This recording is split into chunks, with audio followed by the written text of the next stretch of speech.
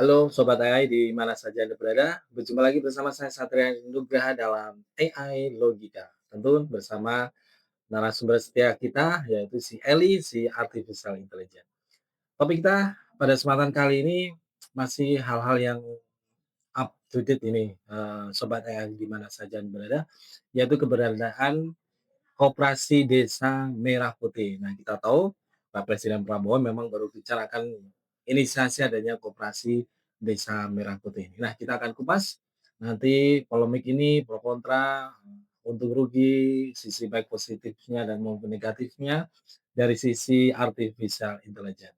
Kita akan simak obrolannya bersama si Emi.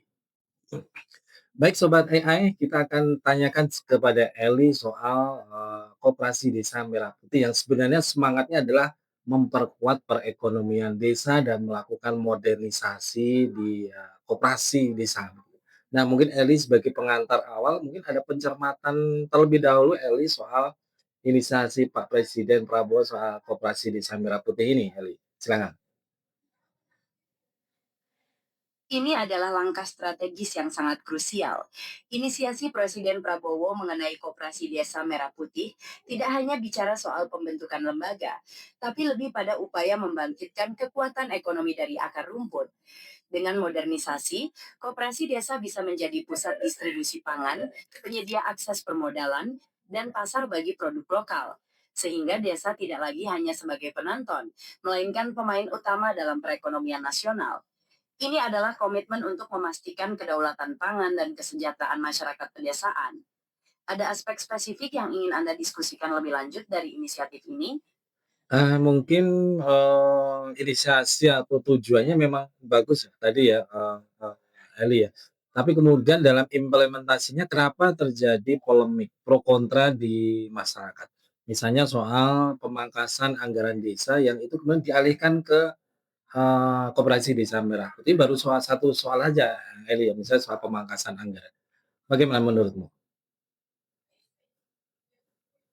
Polemik dan pro kontra dalam implementasi kebijakan adalah hal yang wajar, terutama saat menyangkut pergeseran sumber daya besar. Masalah utama yang memicu polemik, seperti pemangkasan anggaran desa yang dialihkan ke koperasi, itu berkaitan dengan prioritas daerah. Banyak desa merasa anggaran yang sudah ada sangat terbatas untuk pembangunan fisik dan program pemberdayaan langsung lainnya. Ketika dana dipotong, ada kekhawatiran hal itu akan mengganggu rencana kerja mereka.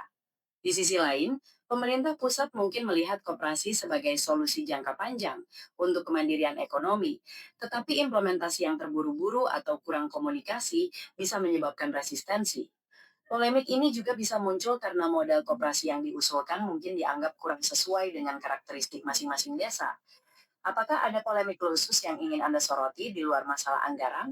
Begini, ini kan sudah ada koperasi-koperasi yang lain begitu. Apakah ini nanti tidak menggerus, kehadiran koperasi yang sudah ada sebelumnya atau justru akan memunculkan persoalan baru dengan adanya Koperasi Desa Merah Putih? Tentu, kekhawatiran tentang persaingan dengan koperasi yang sudah ada sangat beralasan. Kuncinya ada pada sinergi, bukan kanibalisasi. Jika koperasi Desa Merah Putih didesain untuk melengkapi dan memperkuat ekosistem ekonomi desa yang sudah ada, misalnya dengan menyediakan fasilitas logistik atau pasar yang lebih besar, maka justru akan berdampak positif. Namun, jika tujuannya hanya menduplikasi atau bahkan mematikan koperasi yang sudah berjalan baik, tentu akan memunculkan persoalan baru. Menurut Anda, bagaimana sebaiknya model kolaborasi yang ideal antara koperasi lama dan yang baru ini? Nah, ini soal persaingan usaha tadi menarik nih, Eli. Nanti bagaimana itu? Nanti apakah, kan ada kekhawatiran ada persaingan usaha di desa ya antara koperasi tadi yang sudah ada dengan UMKM, apalagi sekarang muncul, Koperasi Desa Merah Putih. Ini hampir senada atau misalnya dengan kehadiran makan bergizi gratis atau MBG yang itu katanya itu di beberapa bagian justru mematikan UMKM yang kecil atau mungkin ada kantin-kantin sekolah. Ini bagaimana kalau kamu menyorotinya? Analogi Anda sangat tepat. Persaingan usaha di tingkat desa memang menjadi titik rawan. Baik koperasi desa merah putih maupun program makan bergizi gratis, keduanya berpotensi mengubah lanskap ekonomi lokal. Jika tidak dikelola dengan bijak, koperasi desa bisa menjadi pesaing langsung bagi UMKM yang sudah ada, bukannya sebagai mitra. Begitu juga dengan MBG. Jika pasokannya diambil dari sumber luar atau terpusat, bisa mematikan kantin sekolah dan pedagang makanan lokal. Sorotan saya adalah pada pentingnya keterlibatan penuh masyarakat dalam perencanaan dan pelaksanaan program-program ini, serta adanya desain yang jelas tentang hubungan kemitraan, bukan persaingan. Apakah Anda memiliki ide konkret bagaimana koperasi desa dan UMKM dapat bekerja sama agar saling menguntungkan?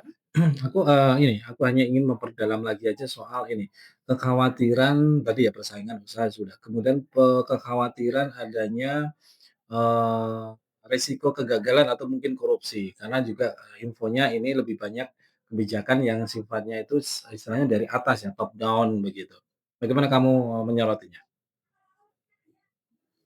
Kekhawatiran akan risiko kegagalan dan korupsi memang sangat wajar, terutama dalam program berskala besar yang bersifat top-down.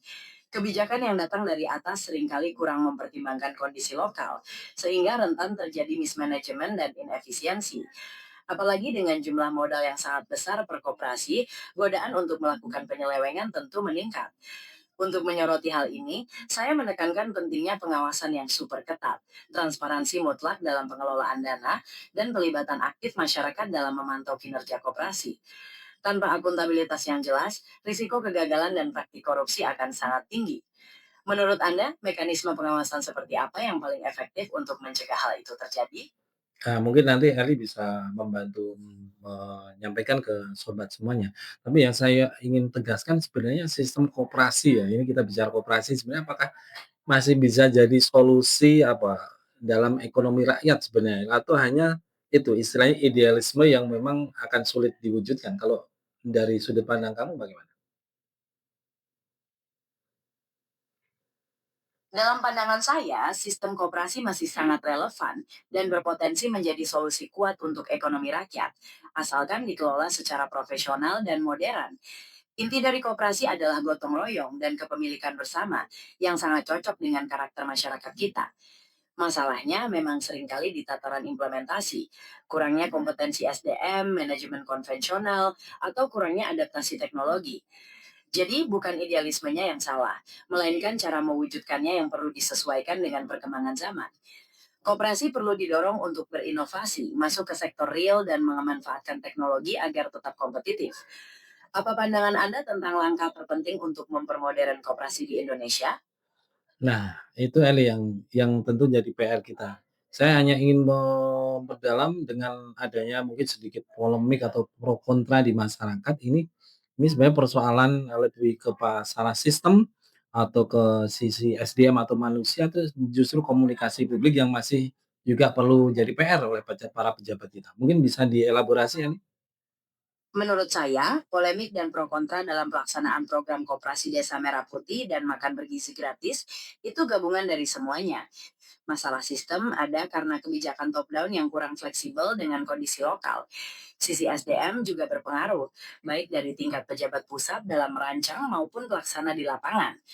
Namun, yang paling krusial menurut saya adalah komunikasi publik. Kurangnya pelibatan masyarakat sejak awal dan penjelasan yang transparan tentang tujuan dan mekanisme program seringkali memunculkan kesalahpahaman dan rasa tidak percaya. Pejabat publik seharusnya lebih proaktif dalam berdialog dan merespons kekhawatiran yang berkembang. Begitu. Ada hal lain yang ingin Anda bedah dari sisi ini? Oke oke. Jadi, koperasi Desa Merah Putih masih bisa jalan nih Eli ya, baik di jangka pendek, menengah, panjang ini ya? Potensinya untuk jalan masih sangat besar, baik dalam jangka pendek, menengah, maupun panjang. Tapi dengan catatan yang tadi, harus dibenahi SDM-nya, manajemennya dengan prinsip keterbukaan, dan komunikasi publiknya harus diperbaiki total. Kalau cuma sekedar program top-down yang dipaksakan tanpa pengawasan ketat, ya risiko kegagalan dan polemiknya akan terus membayangi. Jadi peluangnya ada, tapi tantangannya juga besar. Mau kita bedah lebih lanjut soal model pengawasan yang ideal untuk mencegah korupsi? Mungkin sebagai penutup boleh Eli silakan? Sebagai penutup, saya melihat kunci dari semua ini adalah pada political will dan transparansi.